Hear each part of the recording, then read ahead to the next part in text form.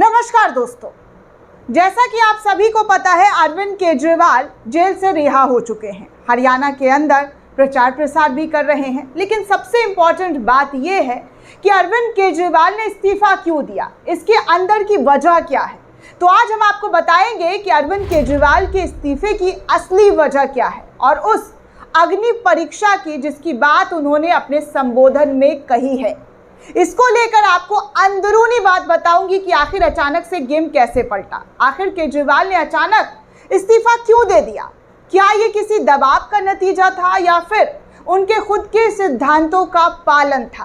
केजरीवाल का कहना है कि वो अग्नि परीक्षा के लिए तैयार हैं और आखिर किसका है ये अग्नि परीक्षा?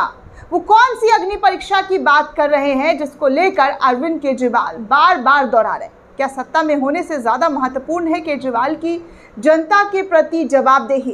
क्या अरविंद केजरीवाल ये चाहते हैं कि वो जनता के सामने एक ऐसे नेता की तरह सामने आए जिस पर कोई दाग धब्बा ना हो? पिछले कुछ दिनों से देश की राजधानी और राजनीतिक सत्ता का केंद्र कहे जाने वाली दिल्ली ने न केवल राजनीतिक गलियारों की चर्चाएं बड़ी कर दी है, बल्कि देश की सियासी खेल के इतिहास में भी नया अध्याय जोड़ दिया है, और वो है अग्नि परीक्षा। जी हाँ, हम बात कर रहे हैं हाल ही में सुप्रीम कोर्ट से बेल मिलने के बाद जेल से बाहर आए दिल्ली के मुख्यमंत्री और आम आदमी पार्टी के मुखिया अरविंद केजरीवाल, और आते ही उनके दिल्ली के मुख्यमंत्री पद से इस्तीफा दे देना। जनता के समक्ष अग्नि परीक्षा देने की आखिर क्यों केजरीवाल ने इस्तीफे की बात करते हुए जनता के सामने इस्तीफा दे दिया और जनता की अदालत की अग्नि परीक्षा देने का फैसला कर लिया? दोस्तों, ये सब कुछ एक अरविंद केजरीवाल को लेकर कहा जा रहा है कि उन्होंने सोच समझकर अपनी रणनीति बनाई है। जिस चक्रव्यूह में बीजेपी उनको फंसाने की लगातार कोशिश कर रही थी कि अरविंद केजरीवाल फंस जाएंगे, इस्तीफा देने के बाद राष्ट्रपति शासन लग जाएगा, लेकिन उससे बड़ा खेल अरविंद केजरीवाल ने खेला। जेल से रिहा होने के बाद अरविंद केजरीवाल पर लगे भ्रष्टाचार के गंभीर आरोपों को लेकर एक अहम बयान देते हुए अपनी राजनीतिक और जीवन के उस पहलू पर चर्चा की जिसमें वो अपनी ईमानदारी और सिद्धांतों से जोड़ते हैं। केजरीवाल ने साफ किया है कि मेरे पास जीवन की एक ही सबसे बड़ी पूंजी है और वो है मेरी ईमानदारी। ना ही उनके बैंक अकाउंट में कोई पैसा है और ना ही उनके पार्टी के अकाउंट में उनके जीवन का मकसद। कभी भी पैसा या पद हासिल करना उनका उद्देश्य नहीं रहा है, बल्कि देश की सेवा के लिए जुनून उनका मुख्य काम रहा है, मुख्य ध्येय रहा है। साथ ही उन्होंने ये भी कहा कि वो इनकम टैक्स विभाग से कमिश्नर की नौकरी छोड़ चुके हैं। उनके पास अच्छी खासी नौकरी थी, अच्छी खासी सैलरी थी, और साल 2000 से लेकर 2010 तक उन्होंने दिल्ली की झुग्गियों में गरीबों के साथ समय भी बिताया है। उनका कहना है कि उन्होंने करीब से देखा है कि किस तरीके से गरीब लोग अपना जीवन जीते हैं। यदि उनकी मंशा सिर्फ पैसे कमाने की होती तो वो इनकम टैक्स कमिश्नर की नौकरी क्यों छोड़ते?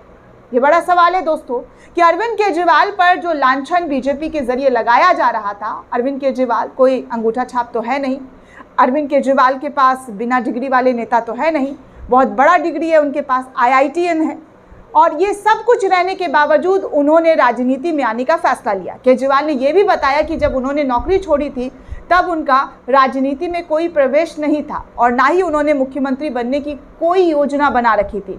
उस समय उनके सामने कोई राजनीतिक दल भी नहीं था जिस वक्त उन्होंने राजनीति में कदम रखा था। अरविंद केजरीवाल ने कहा कि मुख्यमंत्री पद से इस्तीफा देना भी उनके लिए नई बात नहीं है। केजरीवाल के 39 दिनों की अपनी पहली सरकार का जिक्र करते हुए कहा कि उन्होंने अपने असूलों के लिए पहले भी मुख्यमंत्री पद से इस्तीफा दिया है। आज के दौर में जहां कोई छोटी नौकरी छोड़ने को तैयार नहीं होता है दोस्तों, वहां अरविंद केजरीवाल अपने सिद्धांतों के लिए मुख्यमंत्री पद छोड़ते हुए नजर आ रहे हैं।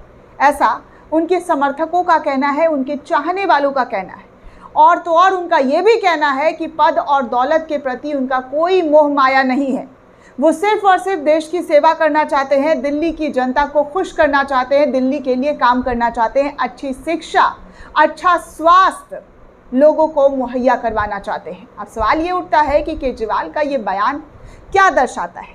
क्या ये उनकी ईमानदारी का प्रमाण है या फिर उनके विरोधियों की आलोचना को जवाब देने की अरविंद केजरीवाल की एक बहुत बड़ी रणनीति है?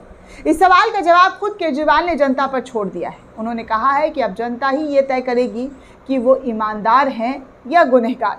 केजरीवाल का ये फैसला ऐसे समय में आया है दोस्तों जब उनकी पार्टी और सरकार लगातार विपक्ष के निशाने पर है। आने वाले दिनों में देखना ये होगा कि क्या केजरीवाल जनता की अदालत में देने वाली अग्नि परीक्षा में सफल हो पाएंगे या नहीं, ये तो जनता तय करेगी। लेकिन केजरीवाल ने ये साबित कर दिया है कि वो किसी भी धुरंधर नेताओं के सामने किसी भी तरीके के आरोपों के जिस तरीके के आरोप लगाए हैं उनको वो अपने सर से खारिज करके ही दम मारेंगे। आजकल सत्ता छोड़ना कोई नहीं चाहता है दोस्तों। देखिए ना कुर्सी से सब नेता कैसे टिक कर बैठे हुए हैं। इतना आरोप, इतना इल्ज़ाम लगने के बावजूद भी कोई कुर्सी नहीं छोड़ रहा है। इनफैक्ट उत्तर प्रदेश का ही एग्जाम्पल ले लीजिए। योगी आदित्यनाथ के कामकाज से लेकर उनका लोकसभा में जो प्रदर्शन रहा है वो कितना बुरा रहा है। इसके बावजूद भी योगी आदित्यनाथ सत्ता पर बैठे हुए हैं, कुर्सी नहीं छोड़ा है। मीटिंग हुई, बहुत सारी मीटिंग हुई, दिल्ली बुलाया गया, लखनऊ में मीटिंग हुई, लखनऊ में बवाल हुआ और केशव प्रसाद मौर्य और ना जाने क्या क्या बयानबाजी देखने सुनने को मिला। और सबसे बड़ी बात, जिस अपराधियों को अपराध जेल में बंद कर दिया है, उन्होंने अपराधियों को जेल में लॉक कर दिया है, वो अपराध आए दिन उत्तर प्रदेश में देखने सुनने को मिलता है। चाहे वो अयोध्या मंदिर में एक लड़की के साथ जघन्य अपराध हो या फिर सड़क चलती लड़कियों को उठा लेना, ये तमाम खबरें आए दिन उत्तर प्रदेश से निकलकर सामने आता है। इस्तीफे की मांग बार बार विपक्षी दल के नेताओं के जरिए की जाती है, लेकिन मजाल है कि आज तक उन्होंने इस्तीफा दिया हो या बात कही हो, लब से एक अल्फाज निकाला हो, नहीं भैया, ऐसा कभी देखने सुनने को नहीं मिला।